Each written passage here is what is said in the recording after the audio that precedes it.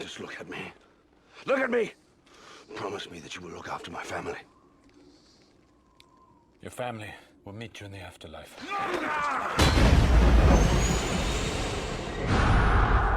Gladiator, sorti en 2000 et réalisé par Ridley Scott.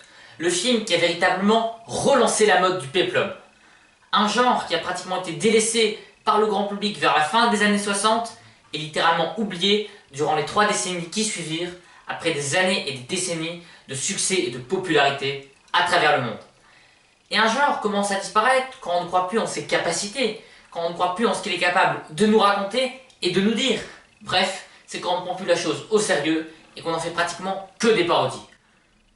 Disons qu'on a un petit peu ça aujourd'hui avec les films de super-héros. Mais là n'est pas le sujet. At my signal, unleash hell.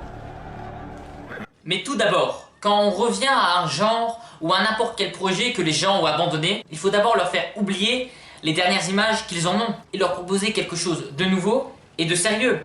Quand Christopher Nolan a repris la franchise Batman en 2005, il devait leur faire oublier la dernière séance qu'ils ont eue avec Batman, c'est-à-dire Batman et Robin, mais surtout proposer une autre approche avec du sérieux, et ce qu'il a à mon sens totalement réussi. Et c'est exactement la même chose avec Gladiator. Mais au-delà de tout ça, le film de Ridley Scott est extrêmement riche, profond, avec un scénario très solide et des personnages extrêmement bien écrits.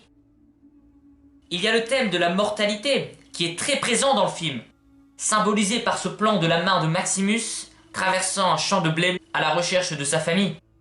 La mort est représentée de manière très poétique. Poétique car c'est la seule façon pour lui de retrouver sa famille, de les rejoindre. Et c'est son souhait depuis le début. Et ce sera sa mission une fois sa vengeance accomplie. Et même le fait qu'avant pratiquement chaque bataille, il se frotte les mains avec la terre du lieu où va se dérouler le combat, ce qui peut signifier qu'il est prêt à mourir s'il le faut, à cet endroit et avec cette terre. Le film te dit de ne pas avoir peur de la mort. Au contraire, de lui sourire. Et ça peut être représenté par ses répliques simples. You find yourself alone, riding in green fields with the sun on your face. Do not be troubled, for you are in Elysium, and you're already dead. Et celle-là. I knew a man who once said death smiles at us all. All a man can do is smile back.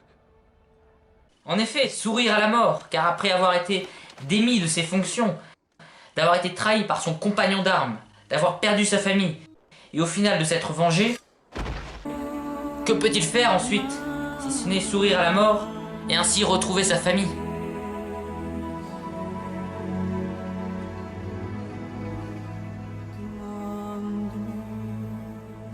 Mais Gladiator nous parle d'un personnage qui va descendre dans l'échelle sociale de l'époque et puis essayer de remonter.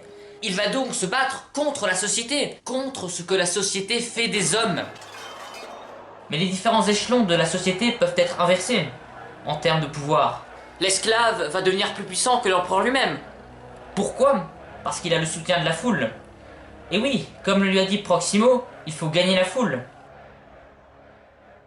I wasn't the best because I killed quickly. I was the best because the crowd loved me. Win the crowd, and you'll win your freedom. Et en gagnant la foule, Maximus a acquis une certaine popularité. Et cette popularité va le sauver.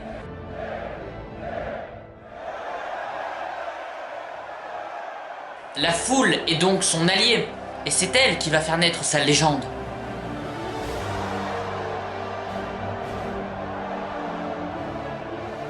La foule, qui est évidemment une métaphore du peuple.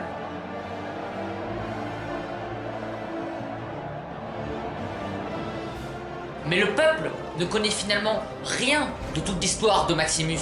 Il ne connaît sûrement rien de tout son parcours. Il ne juge que sur ce qu'il voit. Il est au final assez ignorant. Mais il aime l'attraction. Il aime être diverti.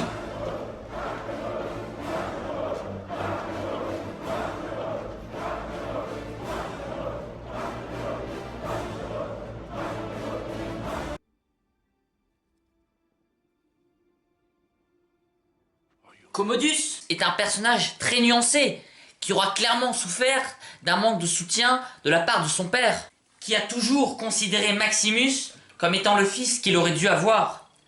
Et Commodus aura été profondément touché par tout ça. Il va donc chercher l'amour qu'il n'a pas eu de la part de son père chez sa sœur. Mais encore une fois, il aura abusé. Donc, contrairement à Maximus, il aura souffert d'un manque d'amour de la part de sa famille et d'un manque de soutien de la part du peuple. Et du coup, derrière tout ça, le méchant n'est pas unidimensionnel. Il y a une raison derrière ses agissements, et ça c'est bon signe pour un antagoniste réussi. On a même de l'empathie envers lui à certains moments. Mais ça n'excuse pas pour autant les actes qu'il a commis. Il y a quand même une limite à ne pas franchir. Sans oublier les performances incroyables de Russell Crowe, Joaquin Phoenix et Richard Harris, et les scènes de combat et d'effets spéciaux qui restent toujours impressionnantes aujourd'hui.